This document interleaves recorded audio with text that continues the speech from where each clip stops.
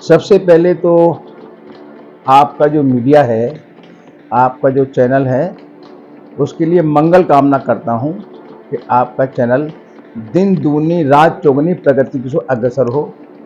प्रातःकाल का बहुत शानदार वातावरण है। तो वातावरण में सबसे पहले तो हमारे जितने भी महापुरुष रहे हैं, उन सभी महापुरुषों को मैं वंदन करता हूँ। अब आप एक-एक करके मेरे से प्रश्न कर सकते हैं। जब समाज पार्टी के आप नेता है, अभी आने वाले जो चुनाव है उसमें आपके जो उम्मीदवार हैं उनको किन मुद्दों में लेके किन मुद्दों को आज़ाद समाज पार्टी काशीराम महाराज प्रदेश बहुत मजबूती के साथ चुनाव लड़ेगी और मजबूती का चुनाव लड़ने के पीछे मकसद ये है कि आज हमारे राष्ट्रीय अध्यक्ष माननीय सांसद चंद्रशेखर आज़ाद जी जो संसद से लेकर सड़क तक जो युद्ध लड़ रहे हैं दुश्मनों के खिलाफ, आपने देखा होगा जितना पार्लियामेंट में और कोई सांसद नहीं बोले, सबसे ज़्यादा बोलने वाला सांसद हैं हमारे भाई चंद्रशेखर आज़ाद जी। इसलिए उनको संसद रत्न अवार्ड भी दिया जा रहा है। तो उनके संघर्ष को देखकर, उनके जो मेहनत को देखकर, जो एससी एसटी ओबीसी माइनॉरिटी के प्रति उनकी जो संघर्ष है, उसको देखकर लाखों लाखों करोड़ों युवा आज़ाद समाज पार्टी में दिन पर दिन सदस्यता ग्रहण कर रहे हैं। इसलिए हमारी पार्टी मजबूत हो रही है और यही काम महाराष्ट्र में चल रहा है। मैं पिछले लगभग एक सप्ताह से हर जोन में जा रहा हूँ। आज इस जोन में आया हूँ, तो मैं हर जोन में देखा कि भारी मात्रा में जो मुस्लिम समाज के लोग हैं हमारे साथ जुड़ रहे हैं। ओबीसी समाज का हमारा भाई हमारे साथ जुड़ रहा है। दलित समाज के, मुस्लिम समाज के, ओबीसी समाज के और बुद्धिस्ट समाज के तमाम लोग भाई चंद्रशेखर आज़ाद जी के संघर्ष को देखकर, हमारी पार्टी की जो रात और दिन मेहनत कर रहे हैं कार्यकर्ता, उनकी मेहनत के बल पर हम आज़ाद समाज पार्टी महाराष्ट्र प्रदेश काशीराम बहुत मजबूती के साथ हम यहाँ पर चुनाव लड़ेंगे। आने वाले चुनाव में आप चाहते हैं गठबंधन करने वाले हो, एमआईएम दावा कर रही है कि हम आज़ाद समाज पार्टी का गठबंधन करने वाले हैं, क्या देखो, मैं बड़ा स्पष्ट कर दूं, अनौपचारिक रूप से हमारी एमआईएम के साथ बात हुई है। अभी कोई फाइनल बात नहीं हुई है।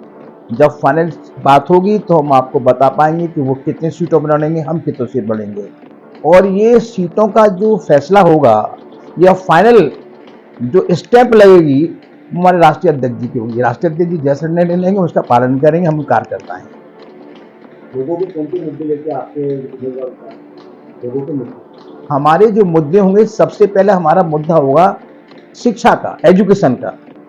आज देखा होगा कि सरकार ने शिक्षा को इतना महंगा कर दिया कि आम आदमी अपने बच्चों को पढ़ा नहीं पा रहा है।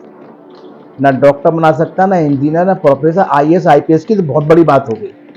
तो हम चाहते हैं कि हमारा मुद्दा ये कि सरकार शिक्षा को सस्ता करे और साथ साथ जो गरीब बच्चे हैं, चाहे ओबीसी के बच्चे हैं, चाहे अनुसूचित जाति के बच्चे हैं, अनुसूचित जनजाति के बच्चे हैं, मुस्लिम समाज के बच्चे हैं, गरीब बच्चे हैं, उन गरीब बच्चों को सरकार के द्वारा उनको छात्रवृत्ति भी मिले ताकि वो अपनी किताबें खरीदें, वर्दी खरीदें और शिक्षा की उनकी जो फीस है वो भी कम हो, ताकि वो भी आम नागरिक की तरह एक अच्छा इंसान, शिक्षित इंसान बन सके, वो भी अपना पढ़ाई लिखाई करके एक बड़ा आदमी बन सके।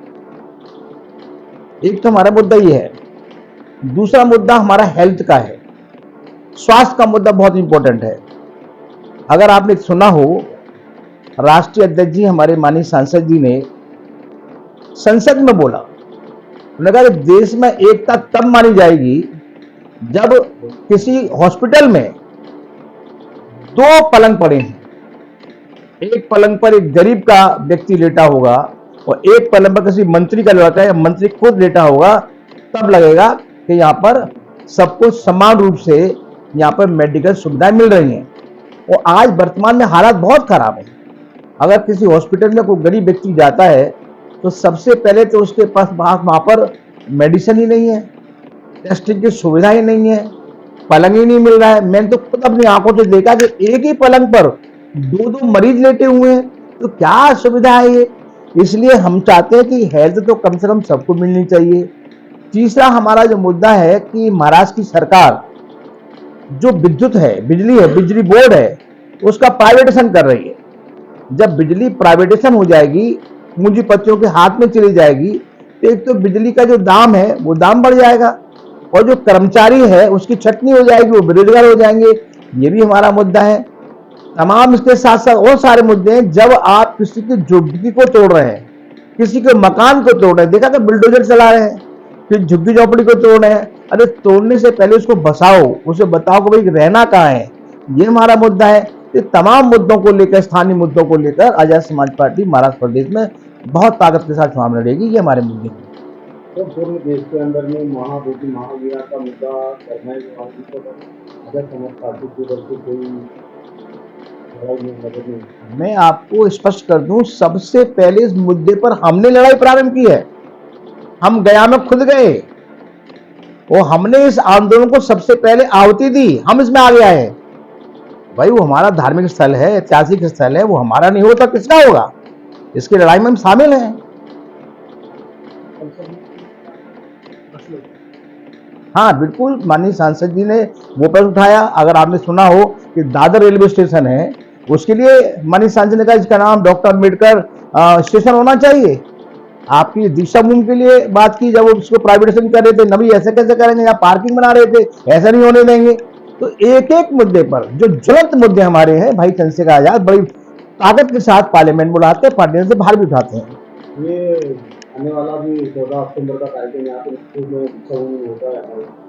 आरटीआई की और बहुजन समाज पार्टी के सभी नेता यहाँ पे आपके चंद्रशेखर जी आजाद भी इस बड़े समारोह में आने। देखो, ये जो प्रश्न आपने किया है, ये माननीय अध्यक्ष जी से जुड़ा है।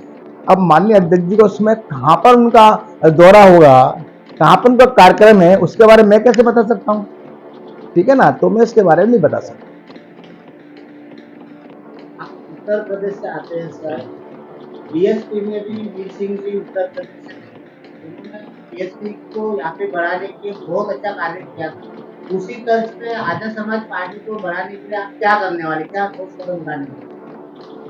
मैं बसपा के बारे में तो कुछ चर्चा नहीं करूंगा, लेकिन आजाद समाज पार्टी रात दिन हमारे पार्टी के कार्यकर्ता पदाधिकारी मेहनत कर रहे हैं, और आज पार्टी हमारी प्रदेश स्तर पर बहुत मजबूत है, जोन स्तर पर बहुत मजबूत है, हमारे जिला स्तर पर मजबूत है, शहर अध्यक्ष पर मजबूत है, विधानसभा हमारे प्रत्याशी बन रहे हैं, हमारे कार्यकर्ता बन रहे हैं। तो ऐसा नहीं, आज आजाद समाज पार्टी महाराष्ट्र में बहुत ताकत के बल पर वो आगे बढ़ रही है, और दिन पर दिन आजाद समाज पार्टी का जो संगठन है वो आगे बढ़ रहा है। वो केवल भाई चंद्रशेखर आजाद जी की जो संघर्ष है, हमारे पार्टी के पदाधिकारी की जो मेहनत है, मेहनत के बल पर हमारा संगठन आगे बढ़ रहा है।